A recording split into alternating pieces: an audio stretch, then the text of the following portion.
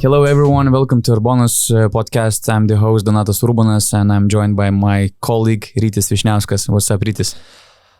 Hey Donatas, hey everybody. I'm really excited that the real basketball is starting. The season is here. We are finally witnessing teams at more or less their full strength, and at the same time we're still seeing some moves being made in the EuroLeague market. So it's an exciting time, and yeah, there's so much to talk about in this podcast. We will start from the sad news about Dusan Ivkovic. Also, we'll discuss recent rumors. Let's say it seems like Mike James is coming to Monaco.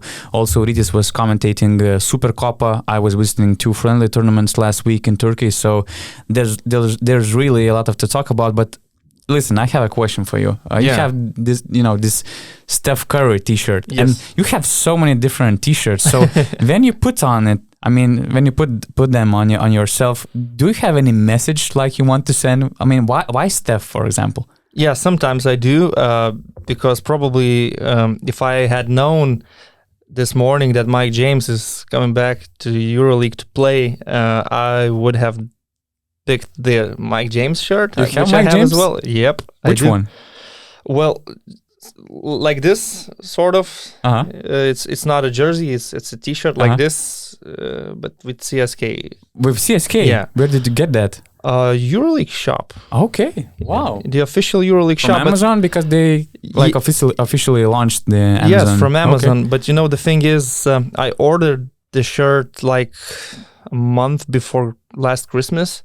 Okay. And I got it after the new year, actually when Mike James was suspended for the first time. So basically when I got the shirt, Mike James was barely a CSK player, but still. So, you know, some of these that I have are like, I have a couple of Manu Ginobili's shirts, even his jersey from Kinder, Bologna, because he's my favorite player of all time, which is obvious. Others, sort of random. I find some shirts in secondhand shops, actually. Some of them come from the official shops. Let's say this one, there's an NBA shop in Milano. So I wanted to visit to buy some accessories, and I'm going straight to the shirts, and I see Kevin Durant, Golden State Warriors shirt with an 80% discount, because this was the summer when he joined the Brooklyn Nets. So I'm thinking, yeah, this is cheap. I could get this one for like a few euros, but Kevin Durant is no longer a Golden State player, so it's kind of irrelevant.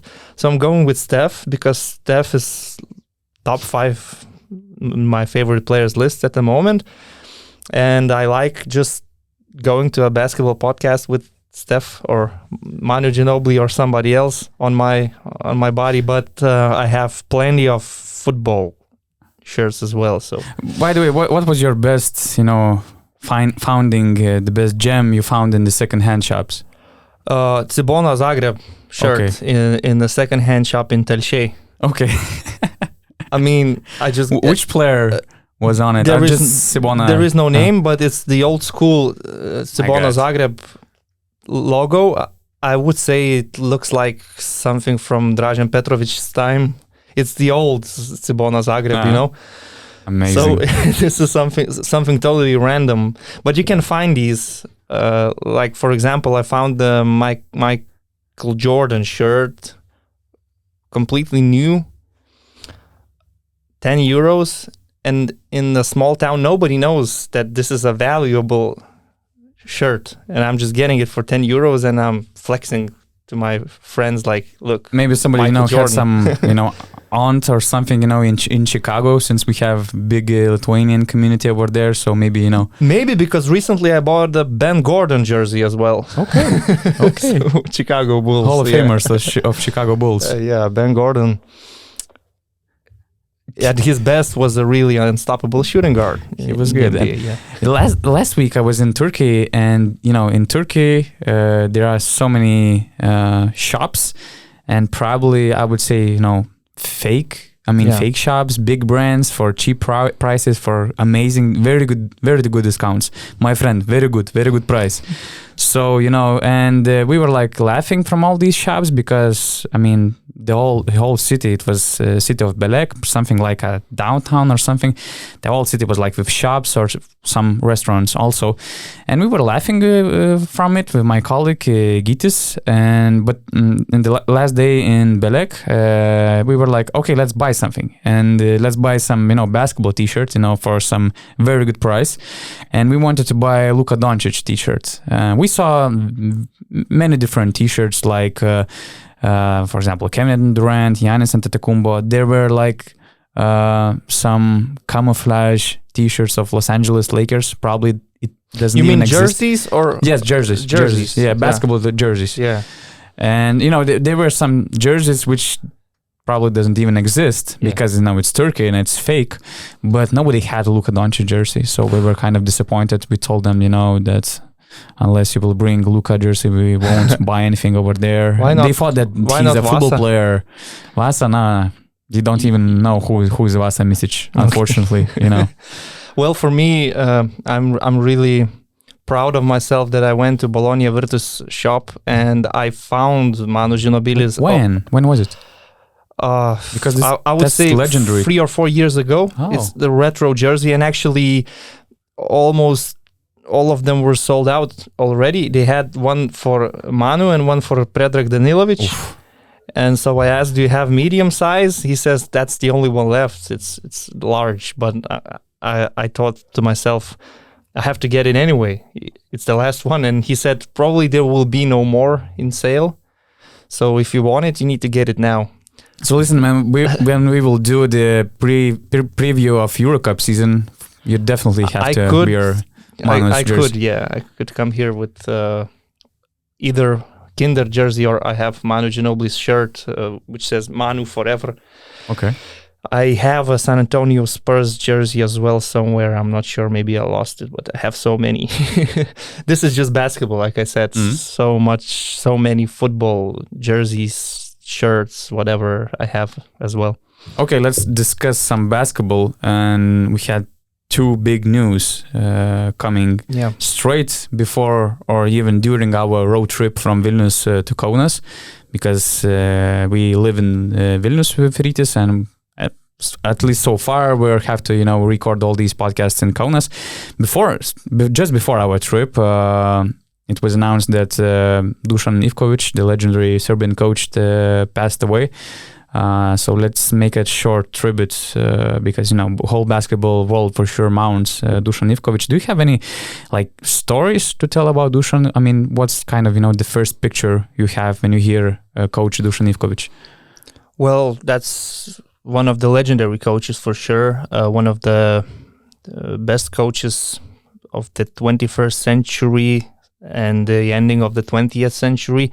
We probably remember Dusan Ivkovic more because of his recent achievements with Olympiacos, with the Serbian national team, but of course he did a lot of great things in the 90s with the Yugoslavia national team, with Olympiacos and other clubs. But what we remember is that when he won the EuroLeague with Oli in 2012, it was a total underdog story. At that moment, he was one of those old school coaches, and you thought maybe these type of coaches do not belong in the EuroLeague anymore. And then he showed that with discipline, with strict rules, with great players that trust each other, you can do great things. And he won the EuroLeague with Olympiacos. Another thing, I remember that Serbian national team was kind of struggling.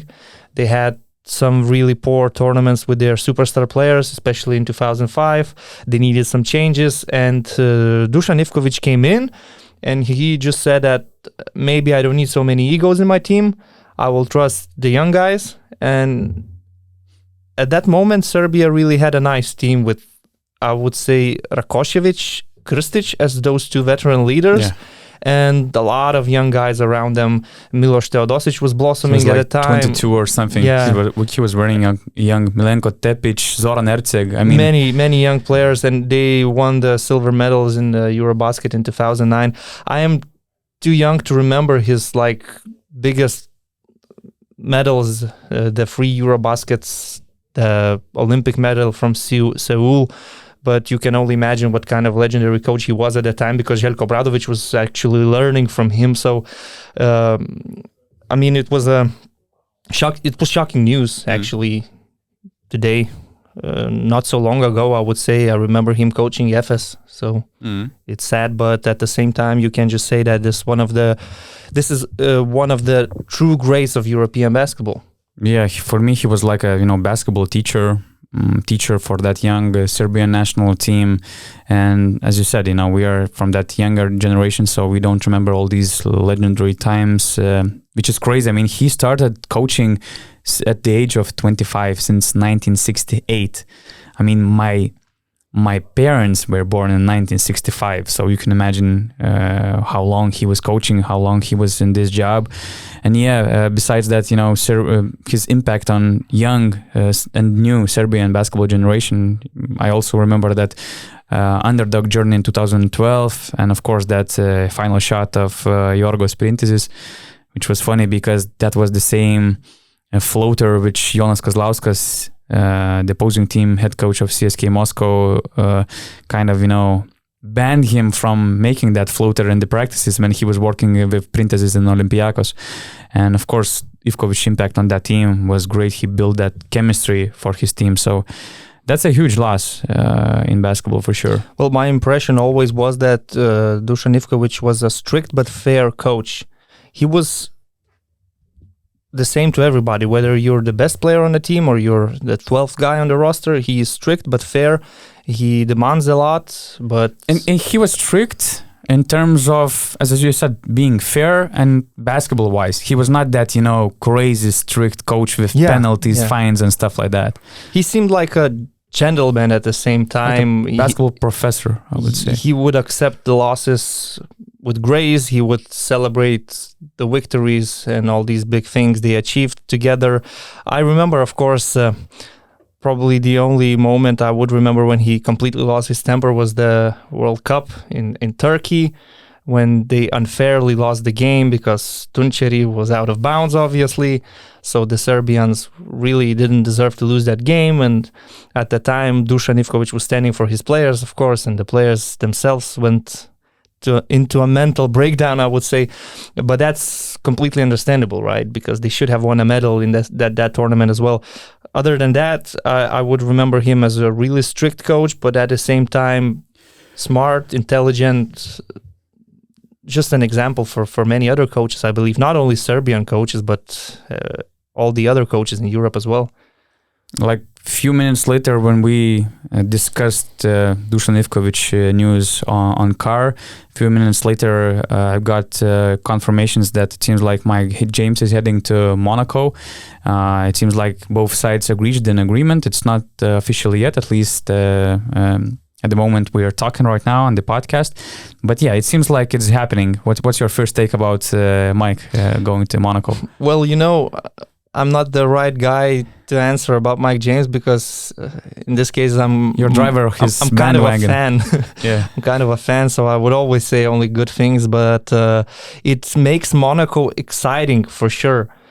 They added, since the last time we talked, they added Will Thomas, who left Kazan for some reason, and now they're adding Mike James as well to their roster. So when we were talking about them couple of weeks ago, we were saying like they play some random basketball. Yes, we want to see Donatas Motiejunas, but other than that, they do not seem very exciting. Now with Mike James on that roster and Will Thomas as well, I'm not sure if it makes them a top 8 team, whether they can make a run for the playoffs. Maybe if everybody clicks together. There are so many questions, but it certainly makes them a team that you want to watch. Makes them sexy, I would say. Yeah, Mike James, you know what? You can have any opinion you want about him, about his personality or whatsoever, but it's unquestionable that he is one of the most skilled EuroLeague players at the moment. Maybe I would say he is the most skilled player at the moment. Mm-hmm. Super talented and everything. It's just that not always everything clicks for him with his team. the coach and maybe the surroundings. We remember what happened in Milano, in Moscow. At times it looked okay, but then completely lost the plot with Coach Itudis at some point. So if everything clicks and Coach Mitrovic is ready to coach Mike James and all these other players, Monaco could be interesting. I mean, they were coming to EuroLeague like this second French team, but at the moment, looking at the rosters, you could say that they are stronger than as well, probably. Yeah, and what I like the most about markets like Monaco or Kazan, these are not very attractive markets, for the basketball fans, because before the season you kind of know, you can predict that these teams, it's very unlikely that they will make the playoffs. But both of these teams bring the superstars actually of the EuroLeague basketball. Now Mike James is probably going to Monaco. Unix has Mario Hezonja, and such a high-profile players help these teams to be more attractive for fans, to get more exposure. And, before the season, I was like, I wouldn't, in my free time, I wouldn't watch Unix, probably. I wouldn't watch Monaco, probably. Except from, there's Donatas Motiejunas and stuff like that. But now, I will definitely watch a few of these games, especially I can't wait to see Monaco, CSKA Moscow, for example, Unix against Panathinaikos. I mean, that's good for the EuroLeague. But the question arises, and I would like EuroLeague to answer this question at some point, whether these clubs coming from the EuroCup have any chance to stay in the EuroLeague, because there are some rumors, and these are not official statements, these are rumors, that if you come from EuroCup and you make the playoffs, make the top 8, you will stay in the EuroLeague. We don't know if that's the case because Valencia didn't make the playoffs last season and now they're back in the EuroCup. Yeah, but last season they were kind of eager to make the playoffs, just to keep them in the EuroLeague for the next season. But again, it's not official, which is kind of strange. I think as an organization, you should have your rules and your, protocols clear and understandable to everybody. And before the season. To journalists, the fans, everybody should know how the system works. And at the moment, we're not sure. Maybe they will stay in EuroLeague if they make the playoffs. But what happens with all these EuroCup finalists? Because according to recent rules, the winners and the runners-up, they make the EuroLeague. But for example, if Mario Hezonja told that his goal is to lead his team to the playoffs. So what if Unix makes the playoffs, stays in the EuroLeague for the next season? So what will happen, for example, with Virtus, with Partizan? They're going to be crazy. It seems unfair in either way. It could be unfair to the team that, let's say, makes a big run, maybe even to the Final Four, and next season they have to go down to the EuroCup once again. Or it could be unfair to the team that puts a tremendous effort to win the EuroCup, to make the final, and they don't get their EuroLeague spot. So I'm not sure how this works, but to be honest, I would like some clarification. Yeah, I like the better idea for everyone. I like the idea that if you make the EuroLeague through the EuroCup and you make the playoffs, you stay in the EuroLeague for the next season, because there are many teams that it doesn't make sense. So Valencia is the prime example. They have been winning the EuroCup, 4 and you're times. just like in and out. You're all in the and time. out. 1 year you're cannot here. build the team for a long-term picture. Yeah. Same happened with Malaga, now Valencia, but you have to make a better communication on this case. Everybody needs to know before the season starts how the system works. I mean, maybe they have some dialogues within the league and the club owners and coaches know. Maybe it's just our problem that we don't know. Yeah, the fans should know. Everybody should know how this works, because imagine if in the NBA, Adam Silver with the team presidents have a meeting and they decide, look, we're gonna have this play-in tournament this year. And nobody else knows. So when the time comes, everybody's shocked, like, oh my God, there's a play-in tournament. Now this looks like, from EuroLeague point of view, because if there is a rule like this, next year some people might look, why is Unix still in the EuroLeague? Because I think that a lot of people were surprised hearing, in the end of the last season, hearing that, Valencia is fighting for the playoffs, just to keep themselves in the EuroLeague again. For example, I didn't know that. I think Me neither. many fans didn't know that. So yeah, it's crazy. Yeah, and still staying with this topic, it is interesting the circumstances, the conditions, how Mike James terminated his contract with CSK, because there was a lot of money on the plate, and obviously Monaco was not paying him $2 million or something like that. I would imagine they could pay him close to 1 million, but not more. So it's interesting how CSK will compensate Mike James, how the contract was terminated, how this was solved, because a couple of weeks ago, the message from Mike himself was that I'm just staying here and getting my money. Whether I'm playing for CSK second team, whether I'm not playing, whatever, I'm just getting my money. But everything's changed, and it would be interesting to know what kind of agreement was reached. I remember he tweeted something about 2.5 million in CSK. Yeah. He made some comparison, like I can work in any bar or like a restaurant if you pay me 2.5. But Monaco was not paying him 2.5. No, Monaco was the team which was paying at least last few years. They were paying highest around 300,000 euros, for example, because in France, it's just normal. But for example, as far as I've heard, Donatas Motiejunas will get something between 700 to 800, and it was already kind of the biggest deal ever Monaco had. But there are some rumors that Mike James' salary might be somewhere close to 1 million, and he should get a good piece from CSK because he had a guaranteed 2-year contract remaining, so probably he will get a lot of money, and money wasn't an issue at all going to Monaco. I actually think that it's a perfect spot for him because I believe he will get enough freedom. He likes the city. I mean, there's a lot of nice places in Monaco. It's probably the most beautiful place to play in the EuroLeague. He will enjoy that a lot, I think. So there are no expectations on this team. The coach, okay, Zvezdan Mitrovic is, I would say, strict coach.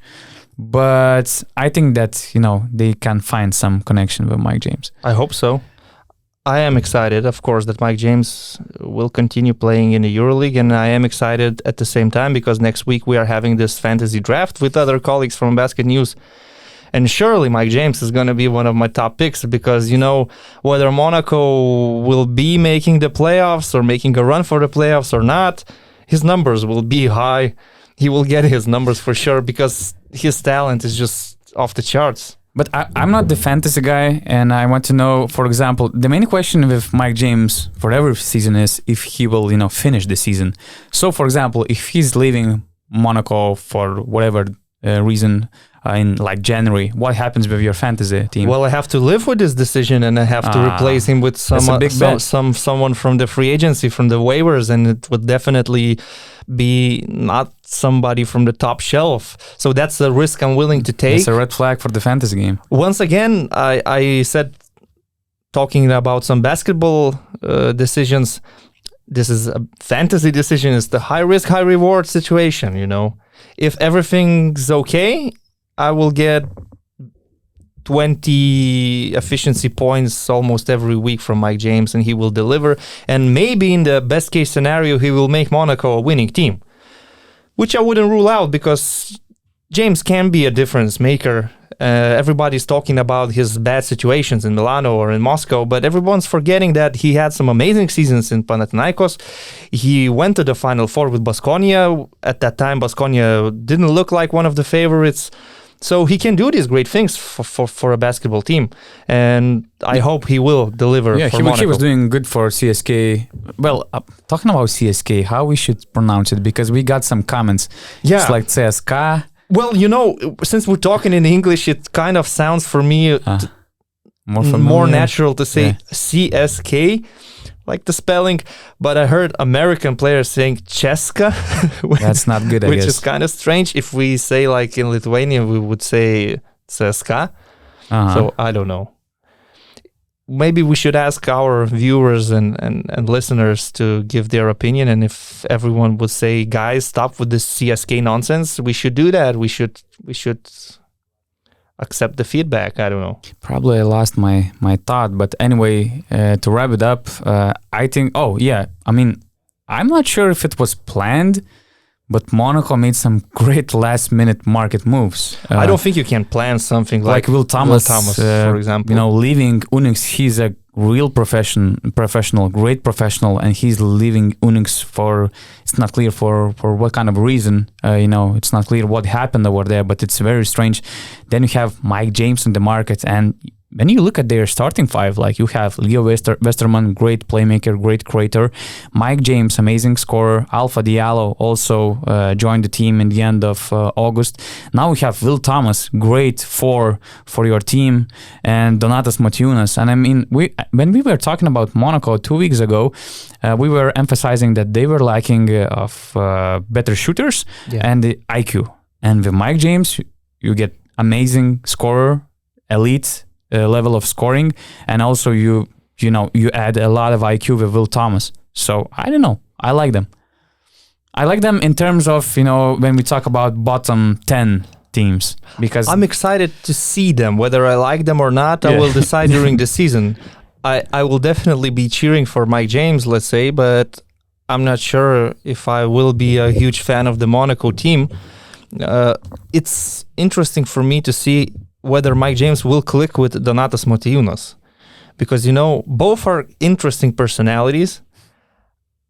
I don't have anything against Demo, but let's agree that in recent years he also had some strange situations with the Lithuanian national team, with the coaches, with the federation. He was playing in China, not in Europe, and he's also an interesting guy. And Mike James is also somebody who's kind of unique.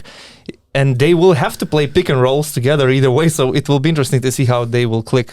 Maybe they will become the best friends, I don't know. Yeah, because, he found a connection with Andrew Gaudilog. He had other guards in his teams in China, for 4-year experience in China. And with Mike and Will Thomas, I think that the game will be easier for Demo. I hope that, he will have better IQ around him, and it will help him as well. So I hope for the best. Good luck to Coach Zvezdan Mitrovic, either way. Let's talk about Supercopa, right? You were commentating the whole Supercopa tournament, and probably let's start from the finals, because it was the main thing, the comeback of Real Madrid. They were down by 19, and then you see Sergio Llull, in tears after the amazing MVP performance. You see Barcelona giving away the title for their main rival. Second year in a row. Yeah, in Supercopa, right? Supercopa, yeah. Yeah, because he won Copa del Rey. Yeah, Copa del Rey and Liga Endesa, they won, but the Supercopa last season also. What was your main impression you had after that weekend? Well, first of all, I would like to still come back to the semifinals a little bit, because Real Madrid had a really difficult game. The Final Four was in Tenerife, so Tenerife were playing on their home court, and they were so close to beating Real Madrid. Real Madrid came to this tournament with some problems. Walter Tavares came back straight from the Afrobasket. He is not ready to be the real Walter Tavares yet. They were without Anthony Randolph and Trey Tompkins, so the only option in the power forward spot was Gershon Yabusele. Other than that, a teenager Tristan Vukcevic, who is still 18 years old. No Rudy Fernandez, no Alberto Balde. So these are players they're lacking at the moment. And Tenerife playing at home with Shermadini at center gave them a great fight, but at the end, Real won the game, 2-point margin. Yabusele MVP of the game, 34 minutes, great stat line, some clutch decisions, huge performance from him. But at the same time, you would say that Barcelona had a semi-final on Saturday against Valencia, where Charas he had the luxury to give everybody 15-16 minutes of game time because they were cruising past Valencia. Valencia looked like a team who's a few weeks away from a normal regular season shape. So it was an easy game for Barca. And I was thinking that in the final, Barca should have more energy. They look maybe even in a better shape as a team at the moment, maybe more prepared physically. So I really thought they are the clear favorites to win the game. And it seemed like that until the middle of the third quarter. They were up by 19. Everything looked in control. In third quarter, I would say they started defending better than in the first half. and how everything changed. It's really amazing. Pablo Lasso in this game had to make some decisions, because usually Pablo Lasso is the coach that kind of has a set rotation, like lineups, pre-planned, lineups for the game, but not in this game. Yabusele was in foul trouble early in the second quarter. He got his third foul, so Coach Lasso was forced to make some changes. He didn't play with Poirier and Tavares, although I thought it might be an option at some point. He didn't do that. Tavares actually barely played in the final. Poirier was just flying on the court. He had a double-double. So the two people that changed the game actually was the future of the Real Madrid, and I don't want to say past of Real Madrid, because he proved that he can still contribute, but a legend. It's Carlos Alacen and Sergio Llull. These are the two guys that got Real Madrid back in the game. And when Sergio made the crazy buzzer beater, of course he did. He always does that in the end of the third quarter. Then I thought to myself, we have a game on our hands. Barcelona is not getting this one so easily. So Sergio Llull started doing things he was used to doing 5 or 6 years ago when he was the MVP of the EuroLeague. He was driving to the basket. He was making some crazy free-pointers. He helped his team. He showed the character when it was really needed. He played like a true champion. And because it seemed like, Real was just losing the game. It seemed like they were giving the game away already in the third quarter. And when we talk Sergio Llull, I mean, when he had that ACL injury in 2017, in recent years, it seemed like he was like washed out. He was not he lost efficient. His first step. For sure. And that was huge for him. It seemed like he was not, efficient. He was not the same, that's for sure. But, you cannot question his heart, and you cannot question his leadership, his veteran status, and that was what is really needed for that team. 11 points in the third quarter, 24 in total. 24 and you know what? Total, 19 minutes, I guess. The new guys were kind of struggling. Thomas Hurtel and Nigel Williams-Goss, although in the fourth quarter, Williams-Goss made some big buckets, but he was struggling throughout the game. Mm-hmm. So it was up to Llull and Alacen to fix this, which they did. And to be fair, I've listened to Coach Shara's press conference after the game, and he said that we gave away this title, and I would agree with that. But his remark was about the defense. He said, we were not making shots, but that's okay. If you don't make shots, you can lose the quarter 12-16, but not 12-26. And it's a fair point, but also I would like to say something more simple. If Kyle Kuric has 5 wide open three-pointers, and in numbers, he's the best shooter in Europe in the past couple of years, you would expect he would make at least 2 of them, but he missed 5. So Barcelona was just like 1 or 2 Kyle Kuric open jump shots away from winning this title. Of course, Real Madrid made a run. Of course, they were fighting for this title. It's a great team. But you can say that they didn't defend well. They gave too much to Sergio and other stuff. But I would just say they didn't make shots when they had to. And I don't want to blame Kyle Kuric because he has to take those jump shots. But there were some other guys that were kind of hesitating.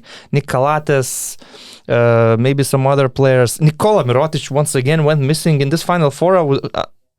I was really concerned about Nikola Mirotic, to be honest. How he looked in this Final Four. I'm not sure whether he had a conflict with the club or something. We saw those rumors that Barca asked him to lower his wages, which he didn't agree. He seemed disinterested, to be honest. I thought to myself, is this the real Nikola Mirotic? What's wrong with him? Maybe he's just out of shape. I don't know. But if he's what's interesting that even without Mirotic in a good shape, they had so many situations where they could have killed the game, as you mentioned. Not only Kyle Kuric, I mean, there were some other open looks, and the game would be over. But if Mirotic looks like that, it's just that the name says Mirotic, and his contract and everything and his status. But if he looks like that, I would love to see Roland Schmidt playing more minutes and playing at the end of the game, actually, because he brings effort. He's a fighter. He's talented. He can score. He can do a lot of things. Because when Real Madrid was playing without Gershon Yabusele, Roland Schmidt took Tristan Vukcevic to school foul after foul. He was just bullying him, playing bully ball against the young Real Madrid player. So why not? You know, And Yabusele was bullying Mirotic on the other hand.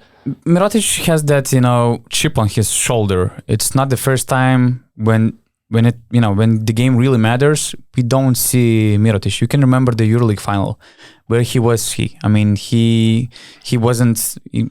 Vasa Misic showed the whole series with Zenit. The whole series with Zenit. When the game matters, when it really matters, Mirotic was just off somewhere else. And it's a concern because, Barcelona's financial situation at the moment, and it's, a luxury for you to have a struggling player with a $4 million contract. I'm not sure if that's the right amount, something like that. Yeah, something like 4.5 maybe. Yeah. So I just hope it's just too early. And maybe, of course. Mirotic wasn't fired up. It's like the first official title, but it's still preseason stage, so you cannot judge players or teams based on that. It's just I'm a little bit concerned because to me he looked disinterested. His body language seemed to be just when you play your like, rival, you cannot act like that. I know you're a former Real Madrid player, but that should be like an extra motivation. If anything, it was like funny to see La Provitola guarding Ertel. But now they switched places because Lapro is playing for Barcelona and Ertel is playing for Real Madrid. I also think that Barca lost control. They were up by 17-19 in the end of the third. I think that they lost the control when Nikola started to do some crazy things like alley-oops, like air balls and stuff, which was not according to Shara's plan. And also when Jokubaitis came in, that was a really bad break for Jokubaitis. And it seemed like that Barca was relaxed. They believed that the game is over and Real won't make the comeback, and it was a huge mistake. And it was really very tough, to come back in their previous shape, previous regime. And when you mentioned Sergio Llull and also Lucen, I would say that Vincent Poirier was also crucial, and I think that was the fit which was really needed for Lasso the last season, because the way he runs the floor, he can block the shot and he can run the transition and he can make the alley-oops like he did in that game. He grabbed that crucial offensive rebound in the last minute of the game, and with his free throws he created the lead for Real Madrid. So I think that especially in this situation when Tavares is dealing with the setback after the Afrobasket, and also he needs time to figure out how to play with Ertel, with Gus and all these new players. But Vincent Poirier was really good. The way he's playing, the style of Vincent Poirier is really good for Lasso and for this Real Madrid. Yeah, he looks sort of like in the past they had Gustavo Ayón, which you mentioned in our previous podcast. So he gives more or less the same things: pick and rolls, smart player, strong body, and it's a different center. It's nice to have different options in the same position. You have Walter Tavares, the rim protector, and Vincent Poirier, more of the athletic pick and roll type of center. And the thing is that both of these French players, big guys from France, look in great shape after the Olympics. Yabusele and Poirier, because Yabusele played the most minutes from the Madrid team in this Supercopa, and he didn't look tired. He made some great decisions in the fourth quarter. His passing is so important when he plays his power forward position. When he plays back to the basket, he sees everybody. He sees who is open. He can make a risky pass, but he knows where his teammates are. I believe, had like 3 or 4 assists in the final. So both Poirier and Yabusele look like they are so happy playing basketball after the Olympic Games with the French team. And about Barca, I wanted to add... I will just add about Poirier that Barca built their lead when Tavares was on the court, and he was like forcing his game.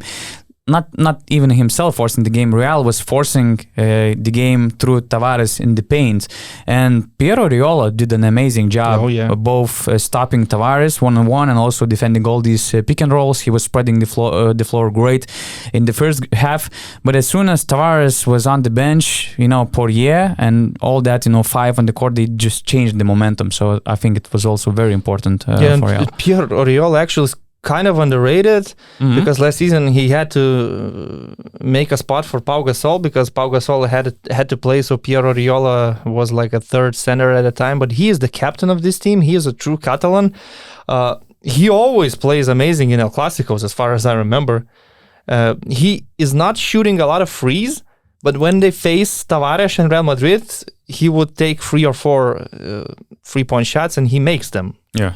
That's what happened last season. That's what actually happened in this game as well. And 3 3-pointers from 5. So and he looked like even better than Brandon Davis maybe in this game. Davis was so bad. Yeah, Davis didn't look good. I'm not gonna judge Davis for taking that last shot. That was a normal decision because their first option was cut. So they had to inbound the ball to Brandon. And of course, Real Madrid was going to foul. They had a 3-point lead. So Davis just took the shot straight away.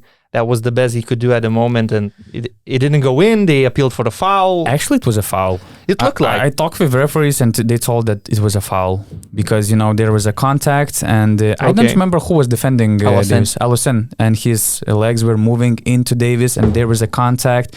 And, you can also So there should have been free throws. Yeah. Okay. Yeah. So it's not clear if Davis would have made all of these free throws. But that would have been a chance. Moment. That would have been a chance for them to tie the game and go to the overtime. Even though Real Madrid would have the last shot, maybe they would have a game winner. We don't know that. But if it was a foul, then of course Barcelona were appealing for that, and they were right. Anyway, what I wanted to say about Barca, I'm not a big fan of these 12-man rotations, to be honest, when you play important games.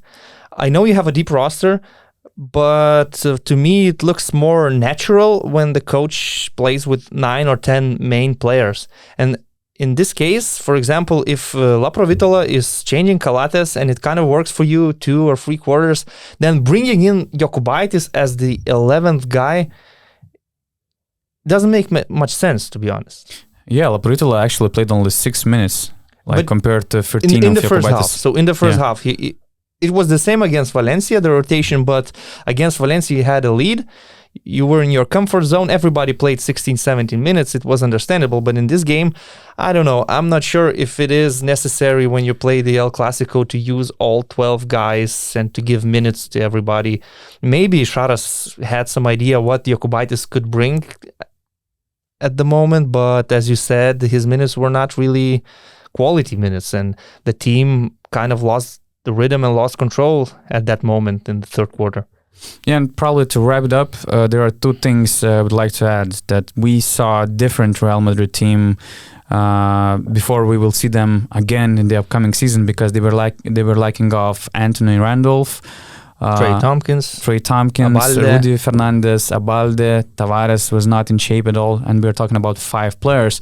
But at the same time, if we would discuss all these problems of Barcelona, we have to remember that they were up by 19 against their rival again, and it seems like that for this Real Madrid team, for Pablo Lasso, it's very tough, difficult, to be a good matchup for Barca, because we can remember Copa del Rey, very solid win by Barca.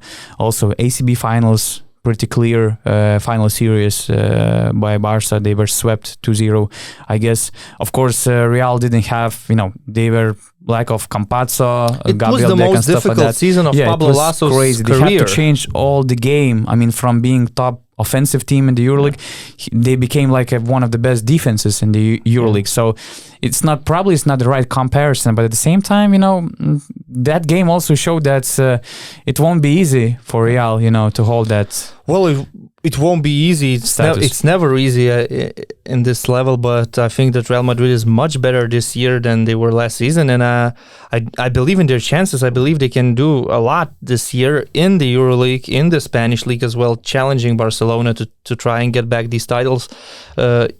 we talk as Lithuanians. We talk a lot about Šaras, about his tactics, about his impact on the team. That he is one of the greatest coaches at the moment.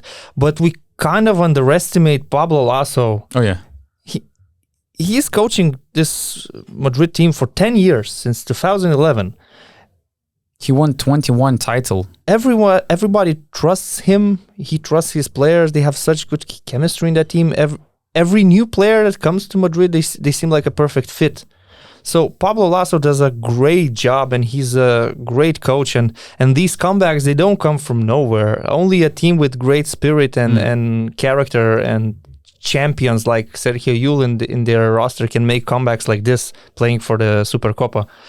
Yeah, so he implements all these young players. A lot of credit has to be given to Pablo Laso. As you said, he trusts the young guys, and maybe this year Carlos Alacen will have his breakthrough season, because from what I saw in the Supercopa, he looks like he trusts his jump shot more. He makes his jump shots. He made 2 3-pointers against Barcelona. He's a tall guard. He's good on defense. He's athletic. So he's still 20 years old. He could be the guy that solves a lot of problems for Real Madrid. Not necessarily Williams Goss or Thomas Hertel. Carlos Alacen could be the guy that steps up in the season. Especially when Goss is still struggling. Hertel is not that efficient. Like in five games, he averaged 6.6 points on 33% of shooting. Goss was averaging like 7.2, and it seems like he's still trying to find his way. For example, Kozer was one of the best scorers, 10.6 points per game. So it kind of, shows that Alacen will have some chances in this Real Madrid team. Nothing to compare with the last season, for example. Yeah. So that's it about Supercopa. It was a good weekend of solid Spanish basketball, and I'm really excited that this year I will be the commentator not only for EuroLeague games but also for the Spanish League, which is the most interesting regular season in Europe. So it will be great to see these teams a lot more this season. The level of basketball in Turkey when I was in 2 tournaments in Gloria Cup and Istanbul Cup was not that good, actually, I have to admit. But I mean, I didn't have any expectations. My idea was, to follow all these big stories like Partizan. We had like 8 interviews in 4 days. But my main focus was mostly on Partizan. And I mean, everybody was hyping them before the season. Everybody was getting crazy about all these signings like Kevin Punter, LeDay, also Kuruc and other guys. But I don't know. After that weekend, I felt that I kind of felt bad for Zeljko Obradovic, because we know Zeljko Obradovic, we know his style, that he's a perfectionist, that he loves matured players, that he loves smart basketball, that he likes to follow the rules. But when you see Partizan playing, and they weren't that bad. I mean, they won against the EuroLeague team, Monaco, and I don't take that serious, that game against Fenerbahce when they were down by 30. But at the same time, I see that Zeljko is having 20-year-old main point guard Yamadar, who's still very inexperienced, very talented, very skilled player, but he lacks of experience.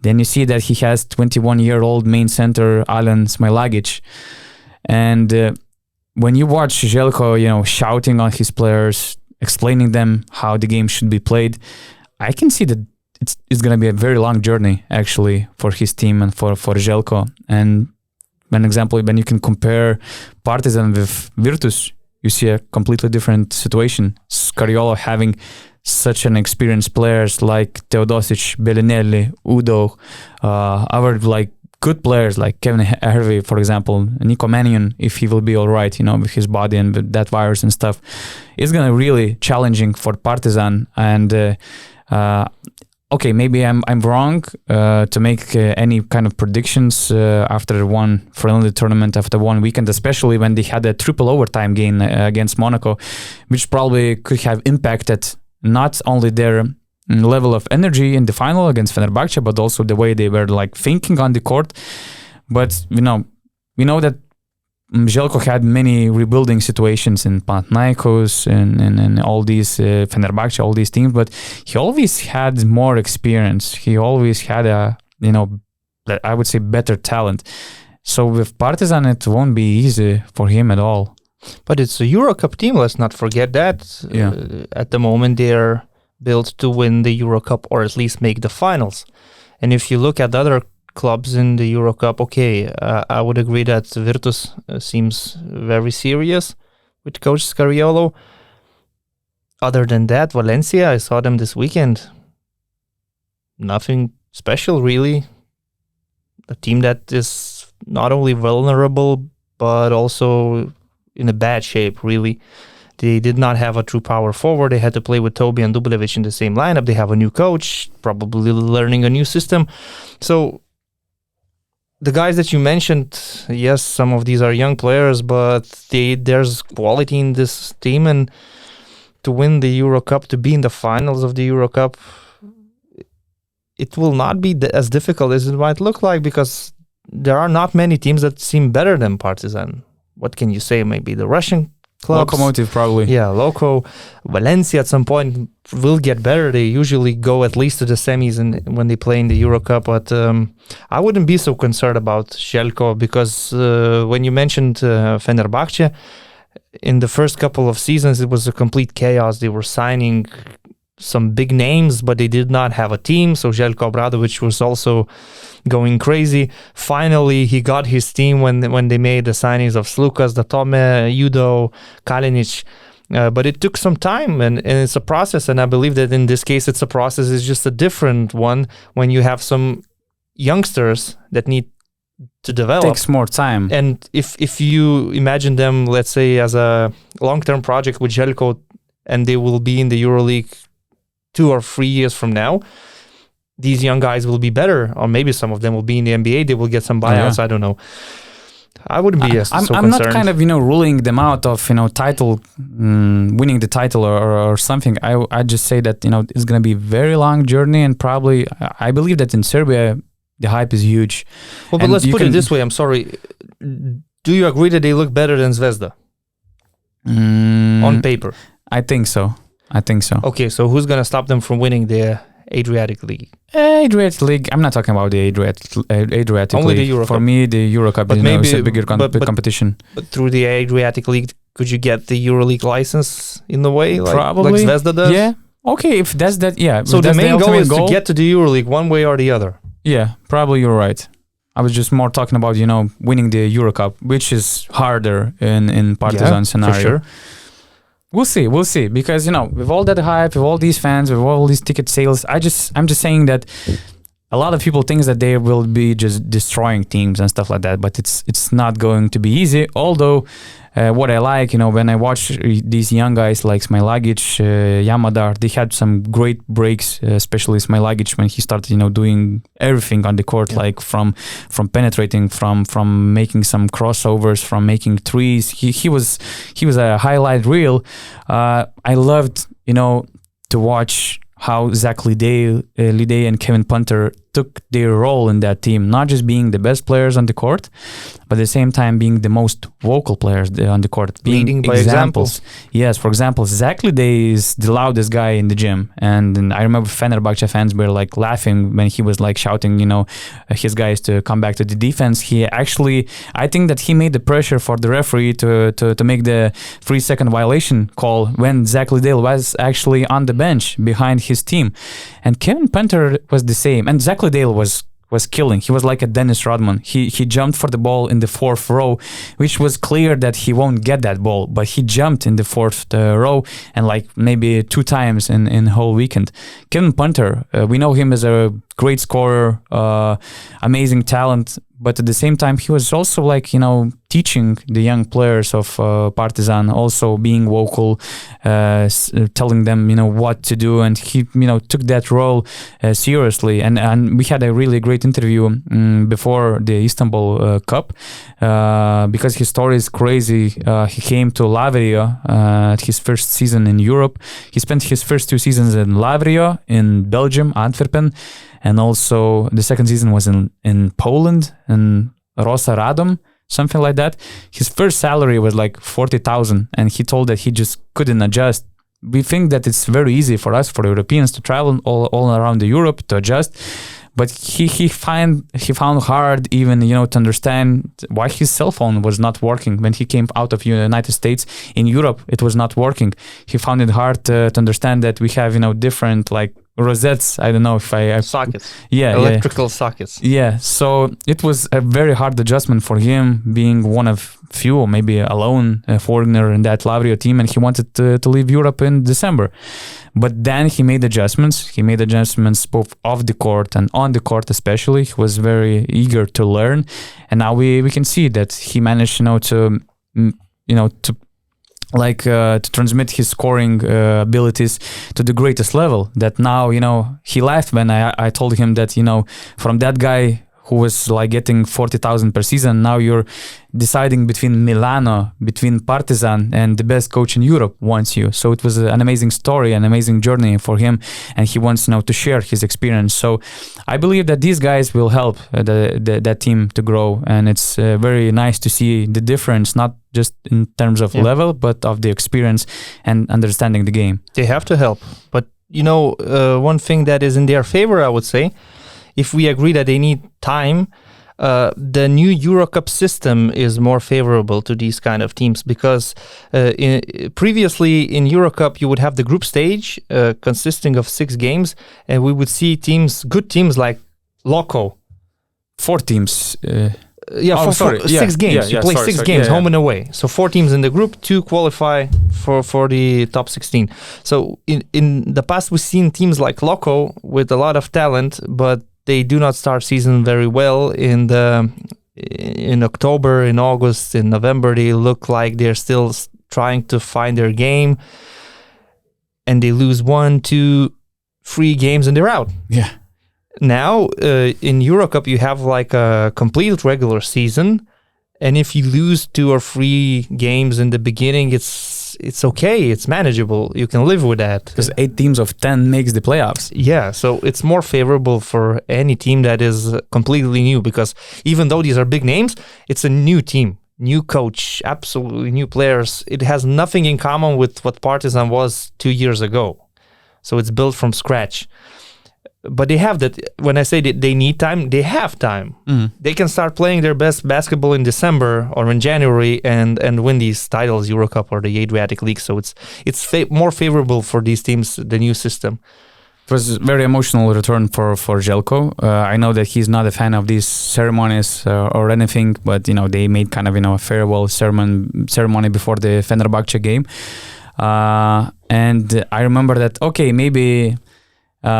Triple overtime game also impacted his physical state, but I remember I wanted to interview him after his first game against Monaco. It was his first game back to Ulker Sports Arena, but when I saw him, Fenerbahce TV was making the interview straight after the game, because it's Fenerbahce. And what was weird, probably it's very usual in Turkey, that the reporter is making the question in Turkish.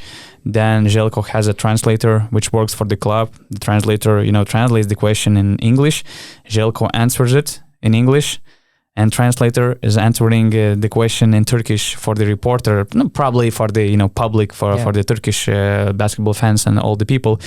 And when I saw him, making that interview, when I saw how exhausted he was, both physically and emotionally, I could kind of read "help me" on his face. Yeah, and I was like, okay, it's like just a preseason, and I won't put the GOAT in that situation, just to make a comment about post game stuff and things like that.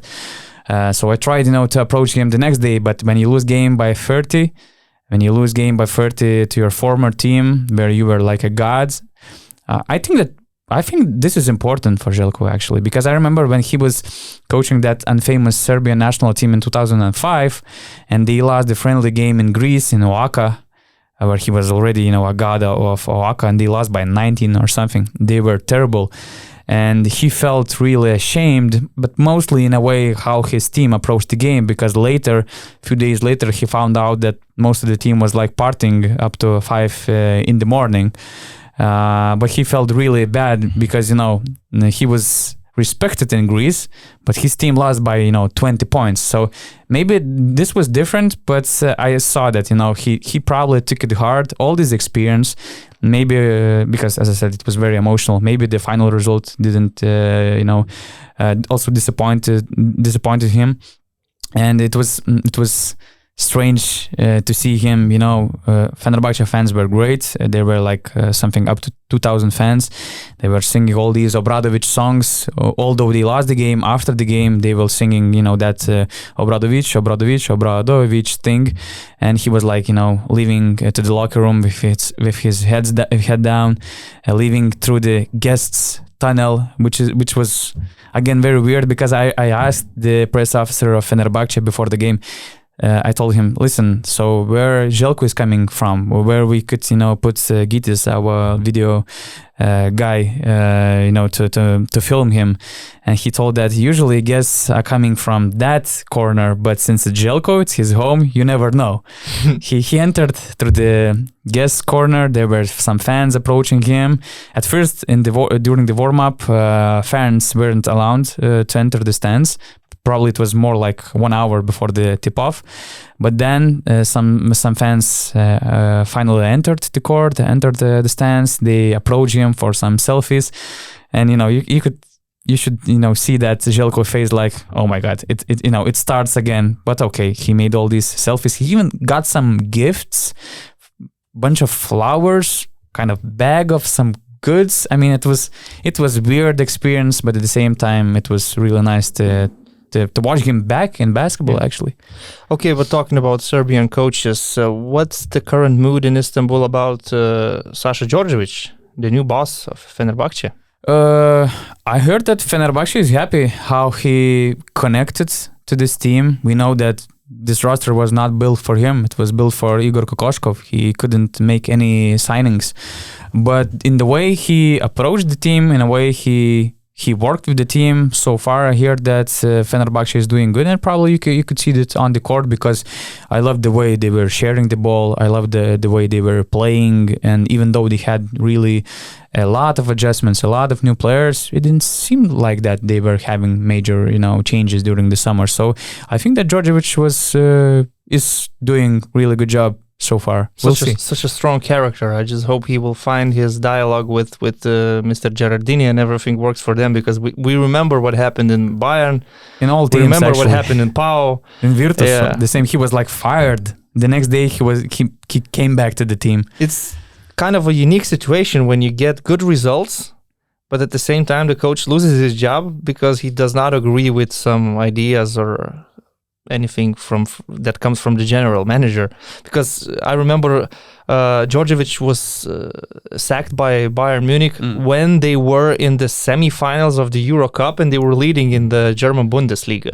So these were great results, and also with Virtus as well. They were moving forward, everything was okay, and they made this decision. So I just hope everything works out well in Fenerbahce. It's a very professional organization with great leadership, so I think that it could be a good home, a good fit for Sasha Djordjevic and his demands, because he's a demanding coach. And another thing I wanted to ask you, of course, your trip was also about the other team from Istanbul, and you met the EuroLeague champions. You had some conversations with Ergin Ataman, with Vasa Micic. How are they approaching this new season? How are they feeling after what happened last year and the year before, the pandemic and everything, when they were the best team in Europe? Guys, just a quick reminder, URBONUS is available on all major streaming platforms like Apple Podcasts, Spotify, and so on. Just write URBONUS in the search bar, and make sure to follow us so you don't miss out our future episodes. Also, do not forget to visit basketnews.com, where you will find the latest European basketball news and exclusive content.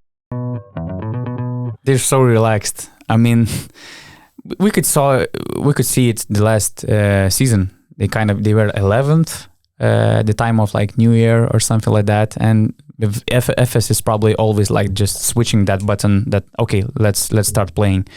So I mean, to describe the status of being relaxed. I would say that, for example, the great example was in the game against Tofaş Bursa. Tofaş would like kind of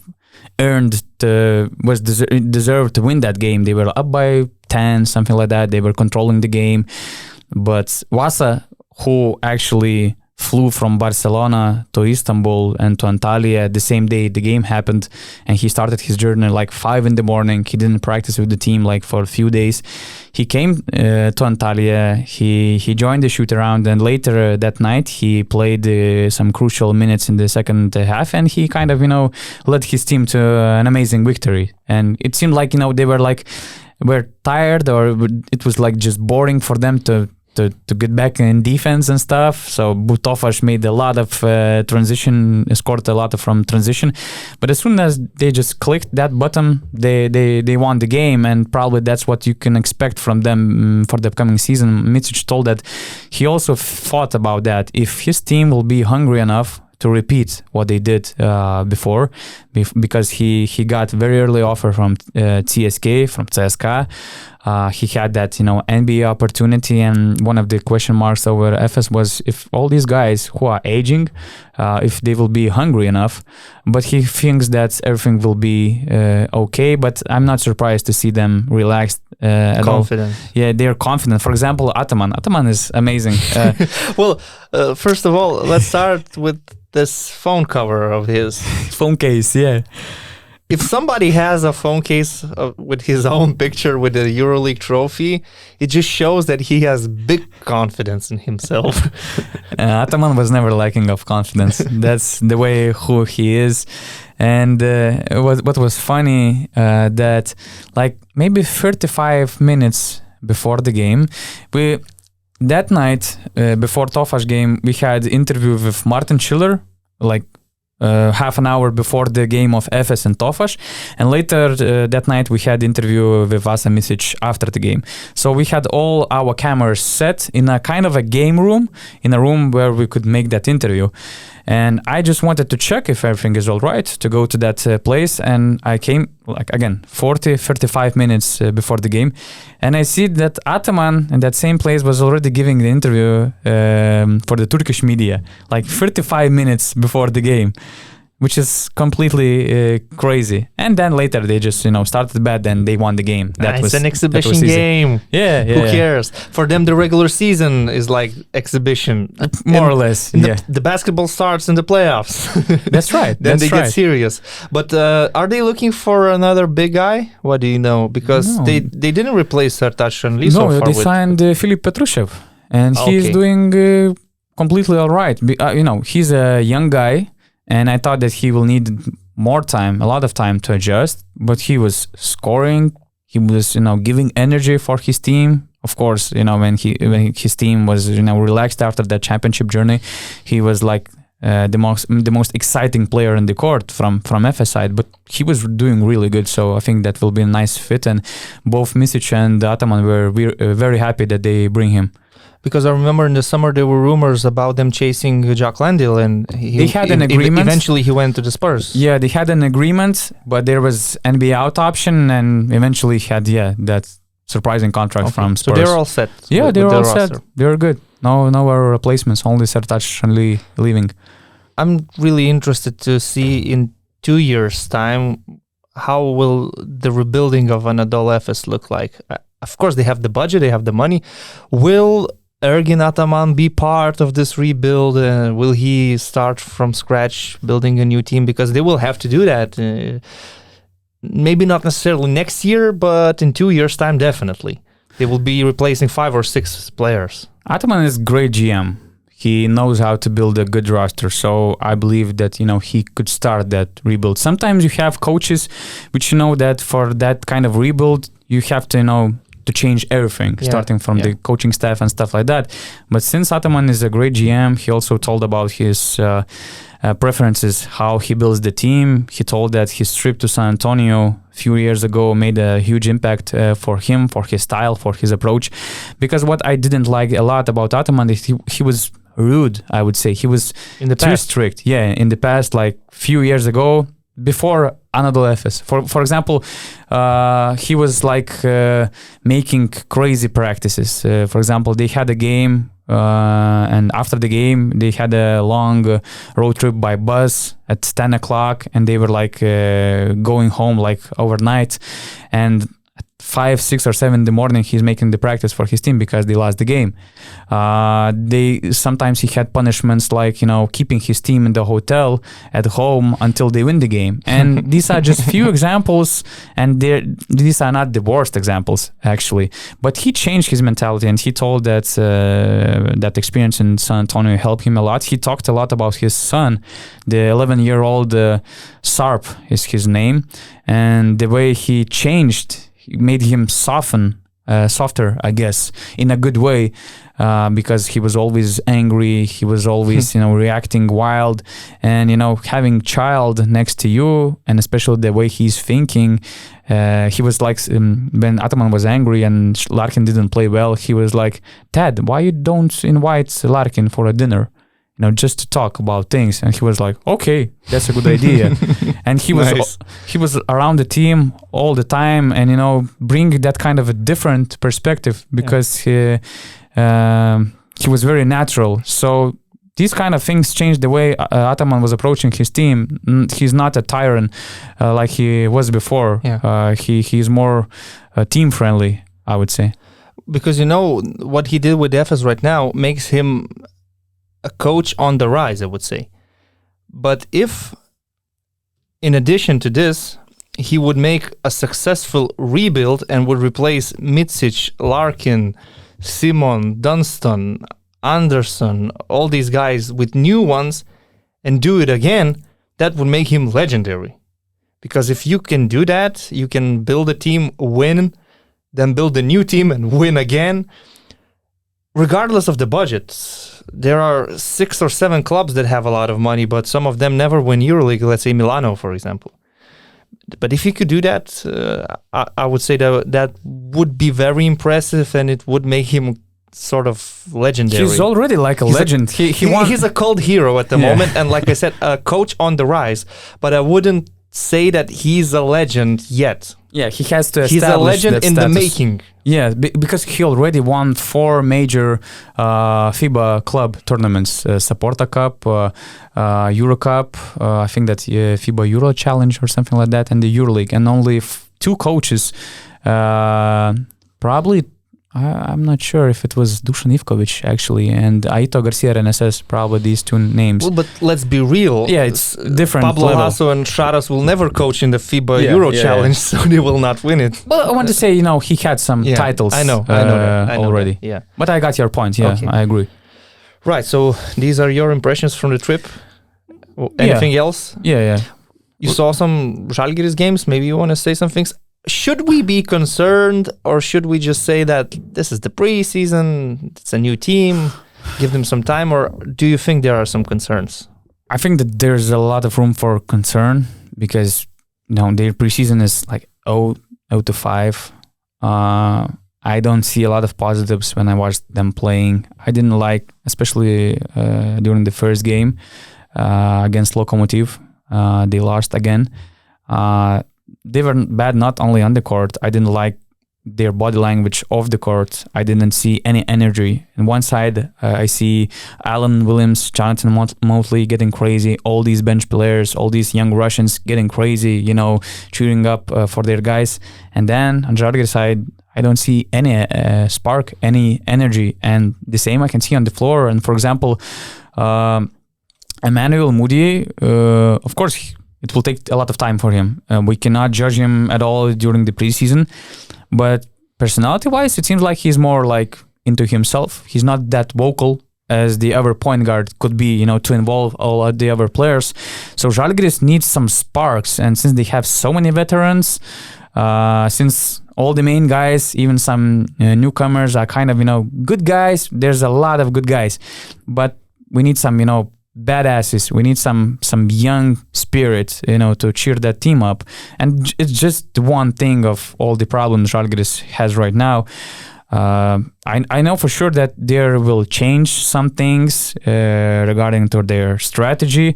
They will do some, they made some conclusions, but there's a lot of to do actually. I hope that maybe the impact, the kind of physical preparation for the season made kind of an impact, because in Turkey they made only 24% of 3-pointers, and that's the huge. They're emphasizing 3-pointers for the next season because they bring more shooters, to increase the number of 3-point attempts, because they believe that it will make them more successful.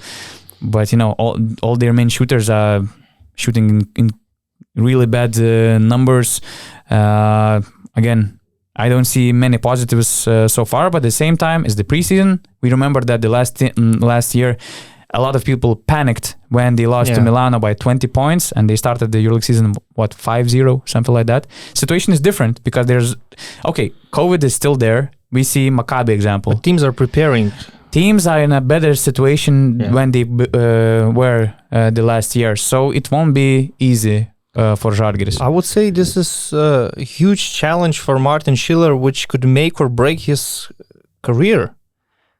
Because, if you can be successful with Zalgiris in the future, you might get some good offers as well. But if you don't succeed with Zalgiris, you will not be interesting to the top EuroLeague teams, and you will be going back to the G League. You will be an assistant coach in the NBA or something like that. But if we talk about EuroLeague, I think this year could make or break Martin Schiller's career as a coach in Europe. And, Zalgiris is an organization that is not really famous for emotional decisions, like firing a coach because they lost a game by 30 points or changing players during the season because they are not playing good enough. They're not known for that. They're actually a very professional organization, a club that's really rational in decision making, and you usually trust Paulius Motiejunas and his judgment and the team that he brings around him. However, if Žalgiris struggles this season, Martin Schiller is not Jasikevičius. Jasikevičius could lose 9 games in a row, but everybody trusts him, and Žalgiris still has a fully packed arena, sold out every week. People trust in Šaras and all this stuff. Martin Schiller doesn't have this aura around him, and I don't think his chair is really safe, because if at some point in the season Žalgiris is losing, struggling, not playing good enough, and Paulius Motiejunas would see that the ticket sales are decreasing and the profits are lower, and the general mood of the fans is that the coach is not the right one and he is the one to blame for these losses, I could see Žalgiris actually firing the coach in the season. It would be more of a financial than emotional decision. And it's a scenario I can imagine, which is why I'm saying this will be a very challenging season for Martin Schiller. If he does a good job throughout this year, then I would agree that Martin Schiller, as a new face in the EuroLeague, is adjusting really well, and he is slowly becoming a good coach.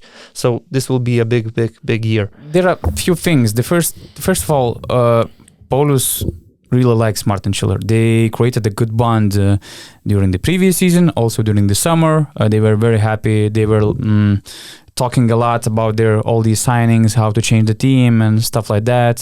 So their relationship is great. The next thing is that, if you fire Martin Schiller, what do you sign, to replace him? Do we have enough good Lithuanian head coaches? This is not my point. I'm not trying to be a sensationalist or make a controversial point here. I'm just saying that his decision might be also based on the market situation, and you cannot find a lot of, let's say, game changers on the EuroLeague head coaching market. But if bad results will affect ticket sales and their profits, which is very important this year after the pandemic, they need to get up on their feet and start selling tickets and making money once again from the arena.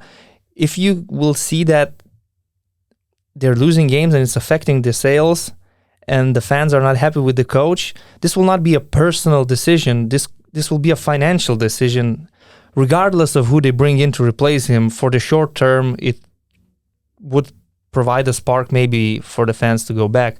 I'm just saying that it's possible. I could see that happening. I could not see that happening with Sharas, because with Sharas, they were losing 9 in a row. Yeah. It's not a problem. Actually, they lost how many? 6, 7, or 8 last season with Schiller? They had a very bad But they were stretch. not selling tickets anyway. Okay.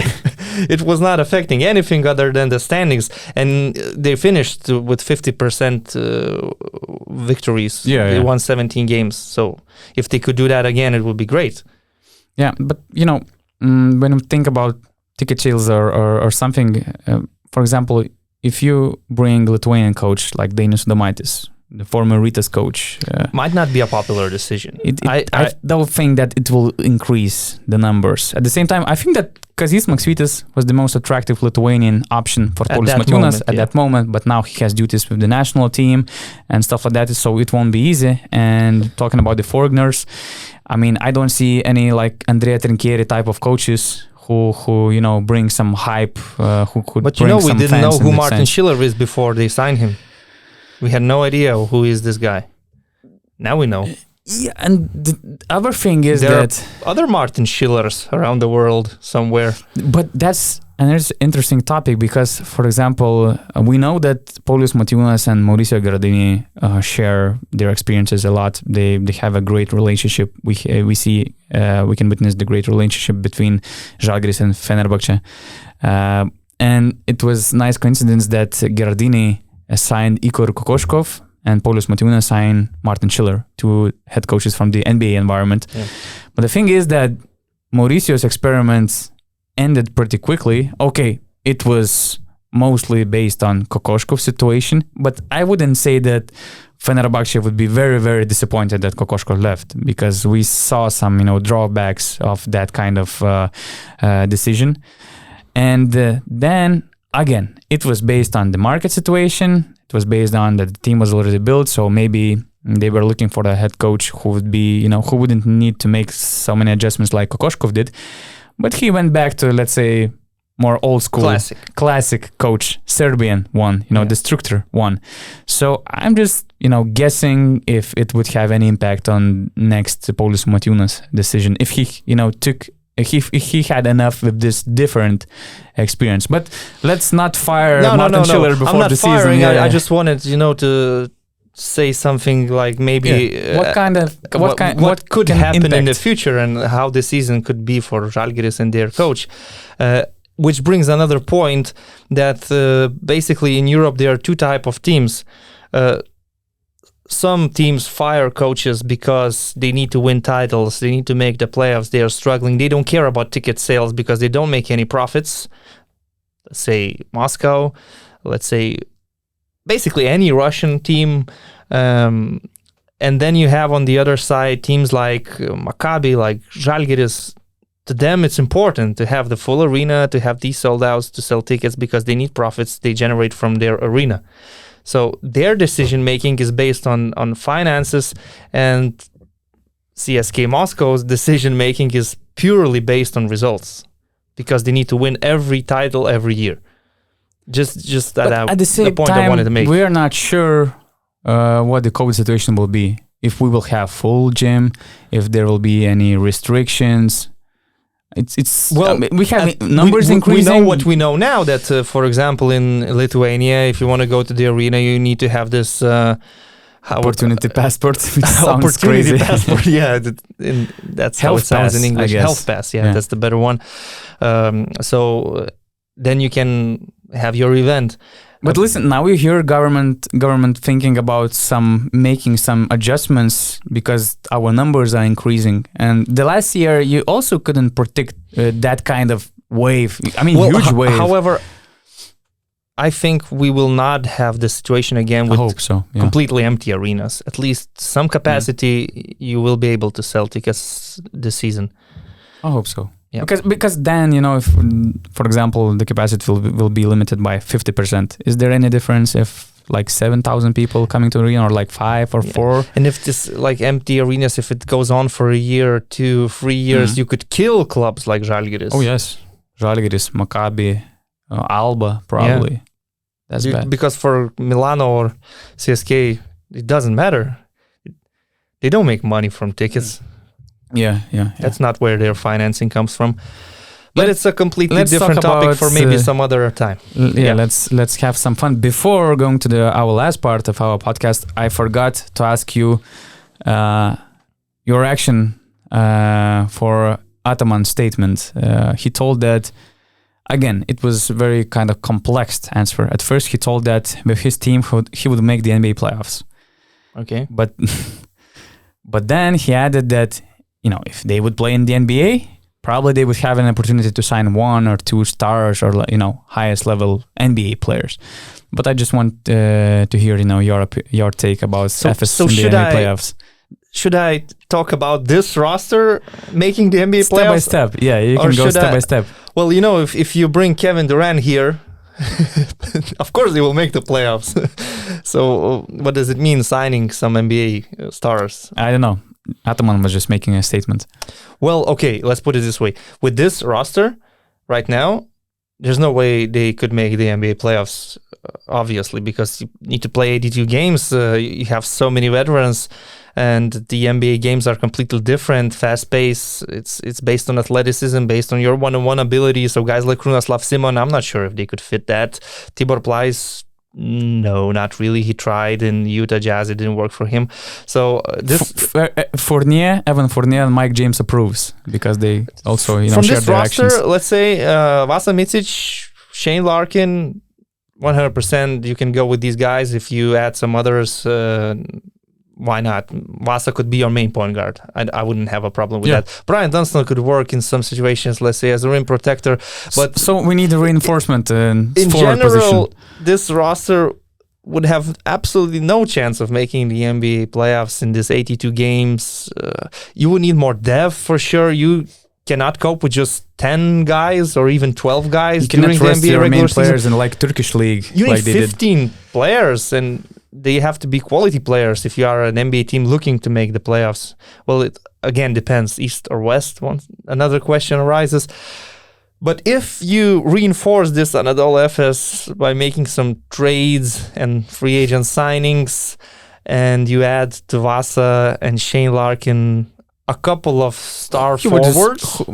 Realistically, what kind of forwards would help the team, to think about the playoffs? No, I'm not talking about Kevin Durant. Yeah, I cannot have Kevin Durant and I cannot have LeBron James, for example. Probably. I need to think. Well, let's take Brandon Ingram. He would put this team to a completely different level, and then I need some defense as well. And then I need some bigger guy who can play power forward and center. Aaron Gordon. I would want someone more skilled and with higher basketball IQ. He's a good defensive presence. He is, but I would like to have somebody with more basketball IQ and more skilled. I don't know. Okay. It's kind of hard. That's a tough... well, let's say like this. Tough task. If I would have at center Bama Debayo, Brandon Ingram, at small forward, I could live with all these other guys being there. They're not that far away then. They're not far away, no. Okay, so let's finish our podcast. Again, Ritis, for the dessert, we have all our favorite fives for the upcoming season, right? Yeah. Ritis is always full of all these ideas how to finish our podcast. I would call this just simply my favorite five. So for the upcoming EuroLeague season, we picked in each position our favorite players. They're not necessarily the best players. They're just the ones that we like for some reason we will try to explain. So once again, from point guard to center. So what's your favorite point guard right now? Okay, I'm taking Vasilij Micic. Okay. Because I know him well. I like his skill. He has no comparisons in Europe in terms of his style, in terms of his size, the way he reads the game, the way he makes shots and stuff, the way he makes his teammates involved. I like his character. He has a very sharp thinking. He's very honest. He was very honest. For example, I was surprised that he was not like surprised, but he was discussing with Shane Larkin about their, summer situation. He was not trying to convince him, hey man, stay. He was just trying to say that I would be happy like if you would stay in the team. He was not like forcing him. And he talked about his option to move to Oklahoma, right? Yeah, and he mentioned that the situation he would like in the NBA would be the one like one example, like Campazzo had a clear role in Denver, but for a contender team, or he wants to be the main guy. Actually, he feels that he can run the team as a point guard because he doesn't want to be the off-ball player, because he thinks that in the end he could, bring more positives for his team than negatives. I agree with this point of view completely, and I could see him running an NBA team. Me too. Definitely. Me too. Oklahoma maybe at that moment didn't look like the best situation. However, Kemba Walker didn't end up there. It was another trade, so I don't know. But I'm pretty sure we will still see him in the NBA. So I just like the overall, box of things he brings to the court, not just the game-wise, but also the way he is. So in this case, the best player is at the same time your favorite player, so it was really easy, the MVP. Easy one. Well, for me, it was also easy to make up my mind this morning because I had another name, but since Mike James is coming back, so I have to have him in my favorite five. Obviously, he's my point guard, and I'm going to cheer for him once again. I feel sometimes, uncomfortable wearing a jersey with the player, a shirt with the player involved in a CSK jersey, because in Lithuania it's not that popular. Yeah. But when somebody asks me, I try to explain, guys, this is not for Moscow. This is for Mike James. I'm sorry, he was a CSK player at the moment. Now I will have to think about some options from Monaco. Maybe you will be going to Monaco during the season, so you'll try to get some gifts from me. I'm not sure. Oh yeah, that's a good idea. So there's not much else to be said because we talked about Mike a lot in this podcast as well as in the previous ones. I explained why I like him so much, what's so exciting about his game, and I'm just looking forward to seeing him again. My shooting guard choice was Corey Higgins. In my eyes, among the scorers, I would say he's the most predictable. Most reliable. Yeah, that's a better word. You know what you will get from him on the court. In my eyes, he's a real pro. He's a clutch player. He's a great teammate. You don't see him complaining. Sometimes he seems to be, ice-blooded. It's very hard to see him getting emotional and stuff. So again, for me, he looks like being a real pro. He's a first-class player, and it was really easy decision. Different than yours. You told that you had a hard time finding your shooting guard. But still, I wanted to say some things about Corey.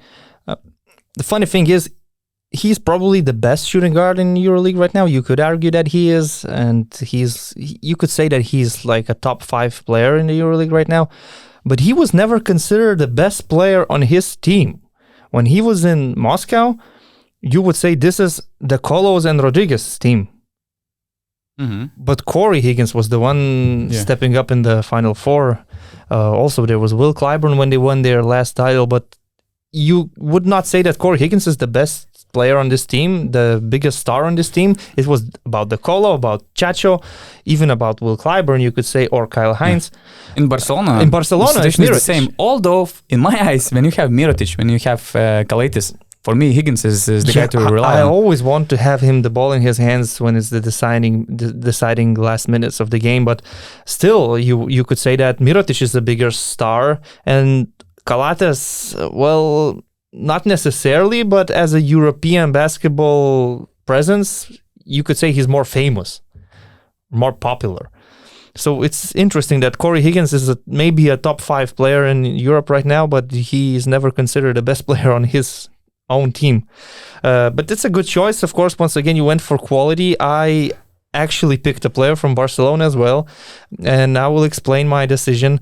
Kyle Kuric? Yes, it's Kyle Kuric. I love when my shooting guard is a pure shooter. He doesn't need to be a ball handler, but he has to be a pure shooter. So in the previous years, I would have picked J.C. Carroll. Now I will go for Kyle Kuric. His numbers last year were crazy. Hit 57% three-pointers, and he took like 160 shots. Yeah, he was so efficient because he had a great coach, to make him play. Of course, and it was the same for his mid-range shooting, also like 60%. And yes, Sharas has some plays for him that they run successfully, and he plays like 3-4 minutes, then he subbed, then he comes back once again for 3 or 4 minutes. He can change the game. He averages like 15 minutes per game in EuroLeague, but his impact is really big on the offense. On defense, he puts a lot of effort, which I like. He is not like known for elite defensive abilities, but he is a hard worker. That's how Kyle Kuric looks to me. And some other things. Previously, when he played, let's say, for Zenit, he was unstoppable. In EuroCup, there was no stopping him. He was scoring like 20 points per game with, once again, 59% three-point shooting, which is crazy. And finally, the way he overcame his health problems. We remember in the past he had a tumor. Something like that. Yeah, it was really bad. It was like scary, but he overcame all these issues and he came back to playing basketball. And now he is playing for one of the best teams in Europe, and he's a pure shooter. How old is he? 32. For me, he could be the JC Carroll of Barcelona. He could play for like till 40 or something. Just that he joined being already like 30 years old. Yeah. JC Carroll came in a lot younger, but they're similar in a way, I would agree. So he's my shooting guard in the favorite 5. Okay, then I have Kruno Simon as my small forward. I mean, he's the best example of finding the best balance between, on the court things and off the court things. He's a great teammate. He's a great player. It seems like the game comes to him in a natural way. He has that IQ. He makes his teammates better. He saved Efes asses last year in the quarterfinals against Real Madrid with the crazy 3-point shot, and he's 36. He has so much, teammates like him a lot. He's a very easy going player who also is kind of a late bloomer because he made the EuroLeague, he made the highest level being like 28, 29, 30. He started that kind of journey pretty late. And yeah, that's pretty much it. Kruno is just unbelievable. We have the same guy. Yeah. I also picked Kruno Simon. And he is a prime example to everybody that you can be a great basketball player without a lot of athleticism, power, or muscle, just playing very smart basketball and very intelligent basketball. He is left-handed, which makes him difficult to guard, and he is very smart. You could say he's a small forward, but actually he's a playmaker. Yeah. He's the ball handler. He is so good on the pick and rolls. His shooting is kind of consistent, and he uses the bank shot a lot, which is not so common anymore, but he is shooting off the backboard so often, these floaters or runners that he likes. His, driving abilities are different to any other player you would say from EuroLeague. When he finishes, he doesn't finish strong to the rim. It's kind of he takes 2 steps like in handball. He's like he takes an old school guy. This runner, and he makes these shots. And this is why he can still play for elite team, being 36 years old, and he's like their third option, I would say. Larkin, Micic, Bobois, well, he's a streaky shooter, but if you talk about ball handlers and creators, Krunoslav Simon is the third wheel, the third guy that really accompanies Larkin and Micic so good that in some games when Larkin has an off night or Micic is struggling, Ataman can trust Kruno and say this Croatian guy will have the ball now and he will decide this game. So yeah, my favorite player at the third position as well. I have another veteran as my power forward. It's Will Thomas, who we already discussed in the beginning of the podcast, mostly because he's super efficient. He was very important for Zenit last season. He keeps, providing the highest level basketball, although he's like 35, probably something like that. and he again super professional, very intelligent. Neither of the teams had any problems with him, except from this case with strange situation with Unix. And when we talked that Will Thomas is joining Monaco, we considered it as a huge upgrade, and he would be a huge upgrade for any top eight team, I would say. So I just like that mix of level, of that kind of mentality, professionalism, and he's just a very good import player you would love to have for any team. Yes, someone who brings physicality and experience to the team, and for me, he looked experienced all the time. When he was like 26, 27, 28, he looked like it playing 35. What impressed me the most last year was the series against Barcelona and the way he handled Nikola Mirotic. Maybe Mirotic had some problems of his own, I'm not sure, but defense Will Thomas was tremendous in this series, and he was playing like 34 minutes per game.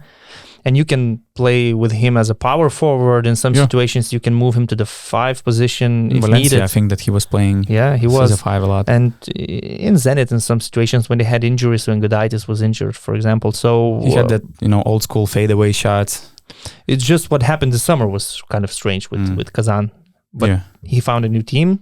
He's gonna be in Monaco, so it's a good choice. But I chose a much younger player, which we also mentioned quite a lot in our podcast. So I had to go for Gershon Yabusele. Okay. I mean, I was such a big fan of Boris Diaw that anyone who kind of reminds me of Boris Diaw, I have to like him.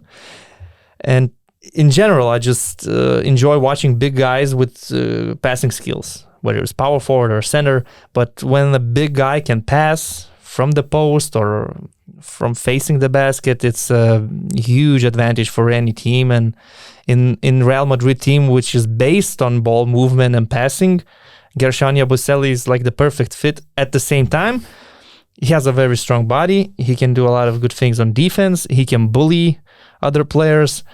From what I see and what I saw in the Olympics, he's becoming more confident shooting the ball, which is also important if you talk about his abilities to stretch the floor.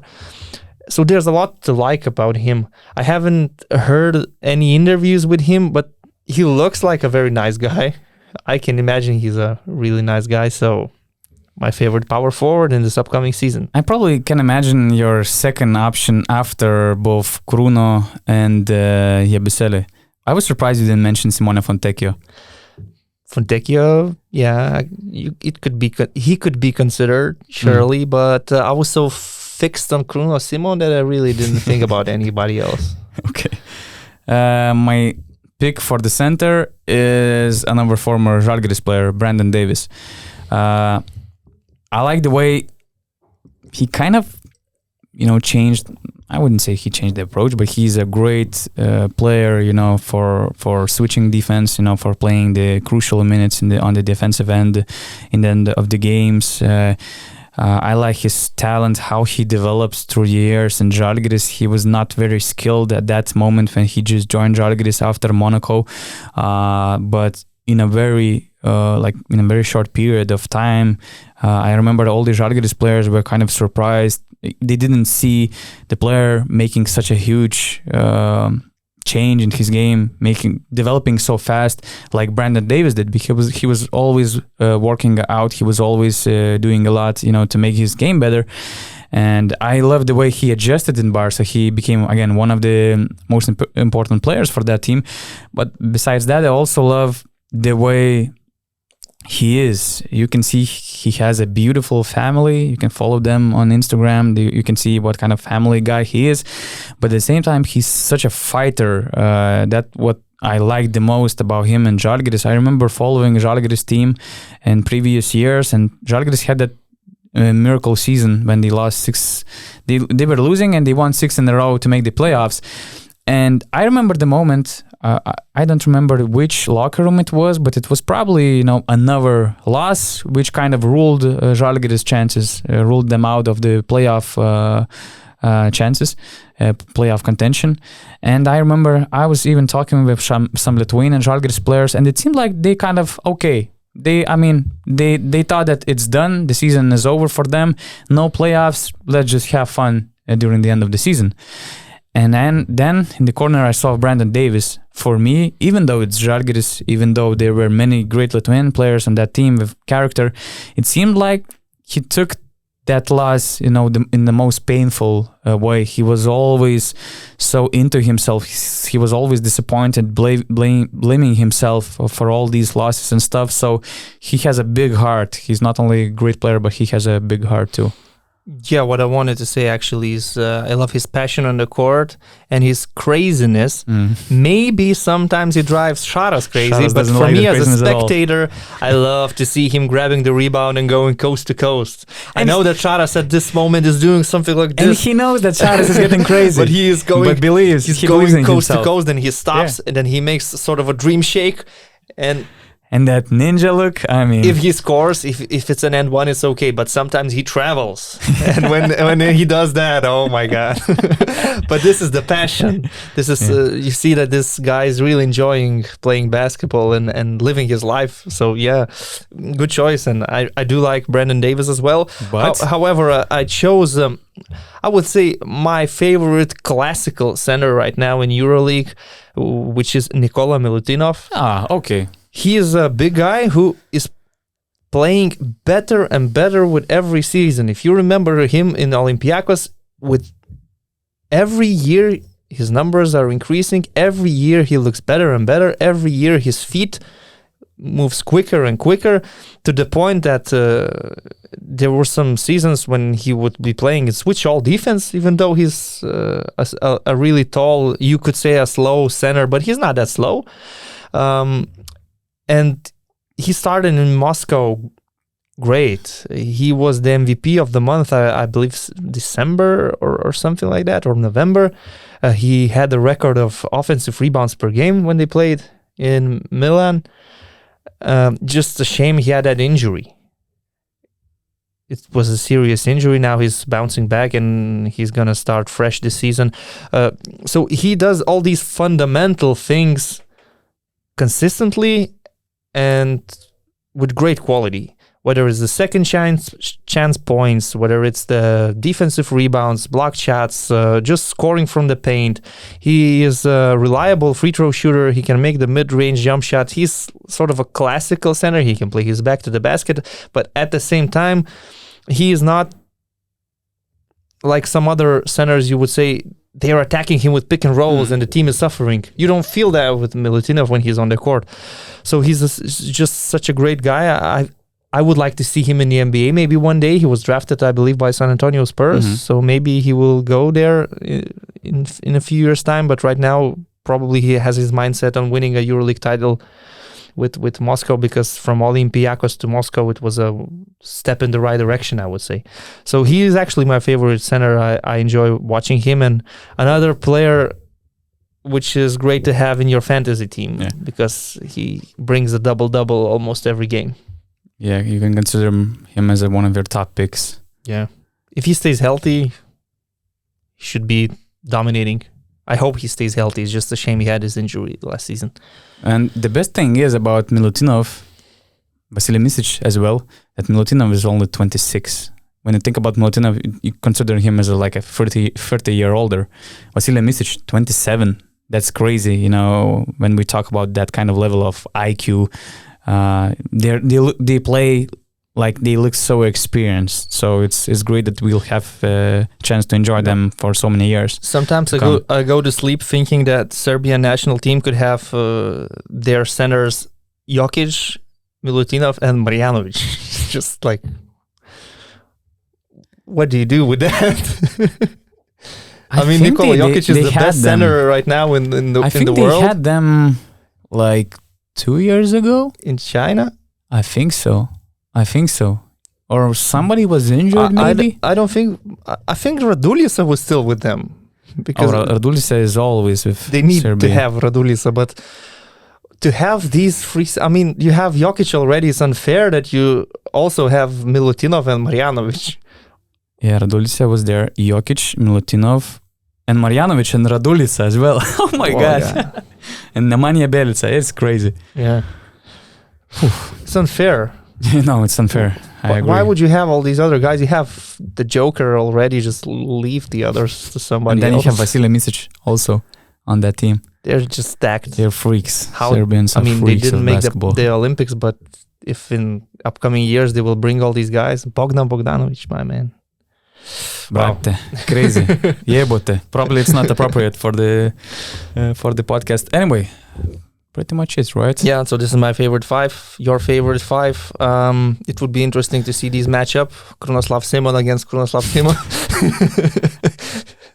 But I like your picks. I maybe went in some cases for someone I like more than someone who is the better player. Especially I tried to combine, Kuric, I also had some fetish on some players, but so I'm just trying to find the best next combination. time we will come up with something else, and you can actually suggest some ideas, maybe something you want to hear.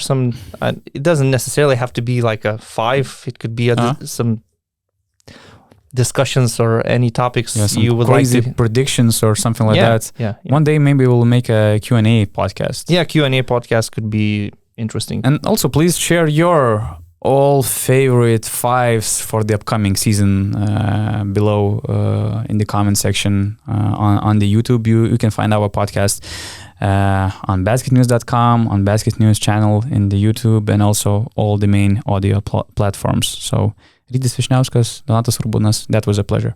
See you next time.